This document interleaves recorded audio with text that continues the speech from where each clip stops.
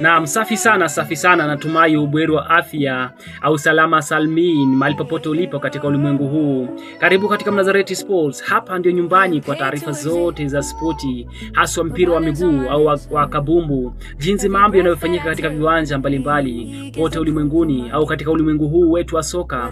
Nikianza na matokeo mbalimbali ya ligi mbalimbali, nikianza na kule EPL ambapo timu ya Manchester United ilishinda mechi 3 mfululizo kwa mara ya kwanza baada ya kujiunga na timu hiyo kocha Ruben Amorim, ikipiga timu ya Brighton and Hove Albion magoli 4 kwa magoli 2. Magoli ya timu ya Manchester United yakifungwa na mchezaji Bryan Mbeumo akifunga magoli 2, mchezaji Matheus Cunha akifunga goli lake la kwanza kabisa katika klabu hiyo yake mpya ya Manchester United, na mchezaji Carlos Henrique Casemiro akisaidia Manchester United kufunga timu hiyo ya Brighton magoli 4-0. Timu ya Sunderland iliweza kuishinda timu ya Chelsea magoli 2 kwa goli 1. Timu ya Chelsea ikifungiwa na mchezaji aliyeondoka katika klabu ya Manchester United, namzungumzia Alejandro Garnacho akitangulia kufunga, huku timu ya Sunderland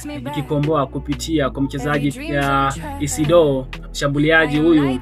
Timu hiyo ya Sunderland ikipata ushindi dakika za mwisho, mchezaji Talbi akifungia timu hiyo ya Sunderland na kuipa alama zote 3. Timu ya Brentford iliweza kuipiga timu ya Liverpool magoli 3 kwa magoli 2. Timu ya Arsenal ikipata ushindi wa goli 1-0 dhidi ya Fulham. Timu ya Manchester City ikipoteza dhidi ya timu ya Aston Villa kwa kufungwa goli 1-0, goli lililofungwa na mchezaji Mati Cash.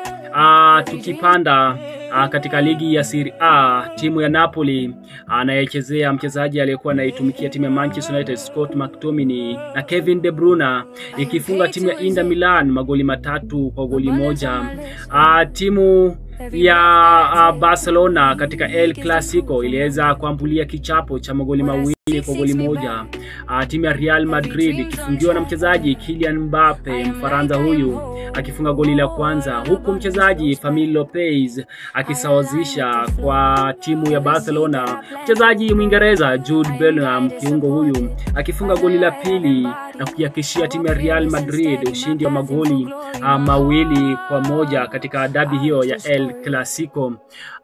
Katika taarifa za uhamisho ni kwamba timu ya Manchester United imeweka viungo 4 katika orodha ya viungo wa kuwasajili ili kuimarisha safu yao ya kati ifikapo msimu kesho, ambapo mchezaji Elliot Anderson anayesakatia timu ya Nottingham Forest akifukuziwa na timu ya Manchester United.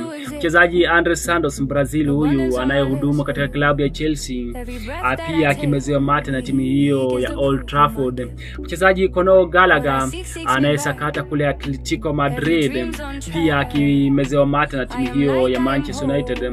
Na mchezaji pia wa 4 Carlos Baleba bado anamezewa mate na timu hiyo ya Manchester United. Ikumbuka kwamba huyu Carlos Baleba, timu ya Manchester United ilikuwa inamhitaji sana katika dirisha lililopita la uhamisho, huku timu hizo mbili Manchester United na Brighton zikikosa kuafikiana katika bei ya kumsajili kiungo huyu.